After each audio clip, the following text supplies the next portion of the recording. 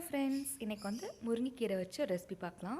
2 recipe, ஒன்று குழம்பு, ஒன்று வந்து பொரியல். நான் எப்படி பண்ணுறேன்னு பார்க்கலாம் வாங்க. அதுக்கு வந்து ஃபஸ்ட்டு பருப்பு தக்காளி வேக வச்சு வச்சுக்கிட்டேன். ஒரு கை பருப்பு, ஒரு தக்காளி, ஒரு பெரிய சைஸ் தக்காளி வேக வச்சு வச்சுக்கிட்டேன்.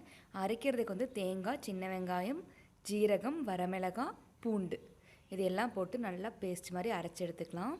சின்ன வெங்காயம் ஒரு 10 சின்ன வெங்காயம், பூண்டு ஒரு சின்ன பல் பூண்டு ஒரு 5 பல் பூண்டு, ஒரு 6 வரமிளகாய், 1/4 டீஸ்பூன் சீரகம் போட்டு நல்லா அரைச்சி இந்த பருப்பு கூட மிக்ஸ் பண்ணிக்கலாம். இது நல்லா பச்சை ஸ்மெல் போகிற வரைக்கும் நல்லா கொதிச்சு வரட்டும்.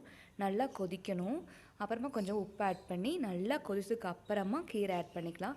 ஏன்னா கீரை ஆட் பண்ணதுக்கப்புறம் ஒரு கொதி 2 கொதியில் ஆஃப் பண்ணிடணும். ரொம்ப கொதிச்சதுன்னா கீரை வந்து குழம்பு வந்து கசக்க ஆரம்பிச்சிரும். அதனால கீரை போட்டு ரொம்ப நாளாக கொதிக்க விடக்கூடாது. ஆஃப் பண்ணிக்கிட்டேன் பாருங்கள்.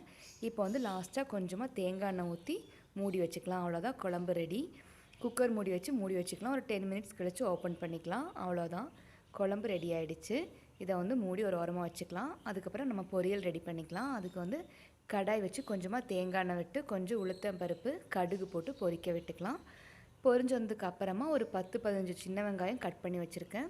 அதுவும் ஒரு 5 வரமிளகாய் பிச்சு போட்டு அதையும் நல்லா வதக்கிக்கலாம். நல்லா வதங்கினதுக்கு அப்புறமா தான் கீரை ஆட் பண்ணிக்கணும்.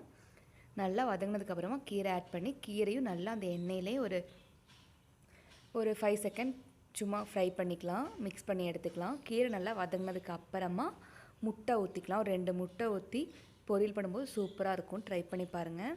இப்போ வந்து கீரை நல்லா வதங்கிருச்சு. இப்போ கீரை கொஞ்சமாக ஒதுக்கி வச்சுட்டு ஒரு 2 முட்டை உடச்சி ஊற்றிக்கிறேன்.